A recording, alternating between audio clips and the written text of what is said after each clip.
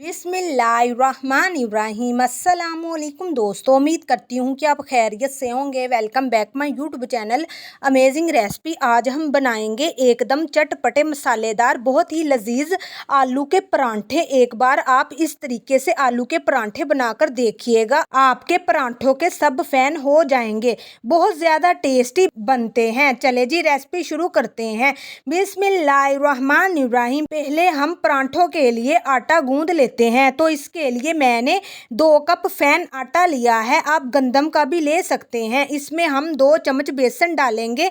बेसन डालने से जो परांठों की लेयर है वो बहुत ज्यादा टेस्टी बनती है। इसमें हम ½ टी स्पून नमक डालेंगे और 1 चम्मच कुकिंग ऑयल की जगह मलाई भी ले सकते हैं। इन सारी चीजों को पहले अच्छे से मिक्स कर लीजिएगा और अब हम एकदम हल्के से गुनगुने पानी से इसका आटा लगाएंगे। पानी थोड़ा थोड़ा करके डालिएगा और इसका एकदम सॉफ्ट आटा लगाकर तैयार कर लेना है। बड़वा परांठा बनाने के लिए हमेशा सॉफ्ट आटा गूंदते हैं। हमने आटा गूंद लिया है। अब हम थोड़ा सा ऑयल हाथों पे लगाएंगे और आटे को अच्छे से पंच देते हुए इस तरह से स्मूथ बना लेंगे। इससे आपके परांठे बिल्कुल भी नहीं फटेंगे और बहुत मजे के बनेंगे। आटा गूंद लिया है, इसे हम 15 मिनट के लिए रख देते हैं। यहाँ पर हमने 4 मीडियम साइज के उबले हुए आलू लिए हैं। आलू को उबालने के बाद ठंडा करके इस्तेमाल कीजिएगा और इसे हम कद्दूकश कर लेते हैं। आलू की कोई भी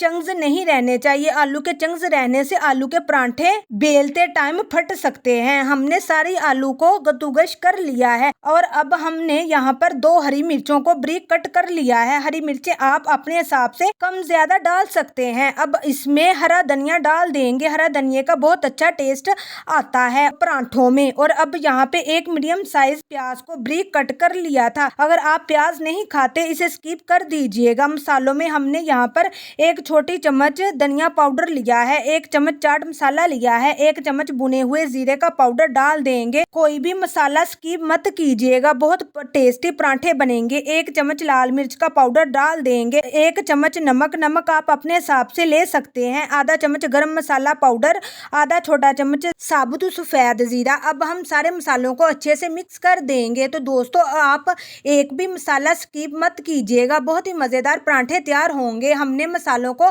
मिक्स कर लिया है। मसालों को टेस्ट करके देख लीजिएगा, या आपको नमक मसाला कम लग रहा हो तो आप इसे अपने हिसाब से एडजस्ट कर सकते हो। तो मैंने टेस्ट करके देखा है, ये बिल्कुल परफेक्ट मसाला है। इधर हमारा आटा भी अच्छे से सेट हो गया है। तो बस आटे को थोड़ा सा गूंद लेंगे। अब हम इसमें एक पेड़ा निकाल लेंगे। पेड़े पर सूखा आटा लगाएंगे। अब दोनों हाथों से अंगूठे से पेड़े को फैलाना है। किनारे पतले रखिए और बीच में मोटाई रखें। अब हम इसमें 1 चम्मच भर के मसाला डालेंगे। मसाला अच्छे से डालिएगा तभी ज़्यादा टेस्टी लगेंगे। और अब हमें क्या करना है, इसे बोर्ड पर रखेंगे और मसाले को अंदर की साइड प्रेस करते हुए आटे को पास लेकर आएंगे। ये देखिए इस तरह से करना है। फिर इसके ऊपर सूखा आटा लगाते हैं। उंगलियों की मदद से मसाले को फैलाएंगे। इससे आपका परांठा बेलते टाइम बिल्कुल भी नहीं फटेगा। अब देखिए हल्के हाथों से परांठे को बेल लीजिएगा। देखिए कितना बेहतरीन तरीका है। हमारा गोल परांठा बन गया है।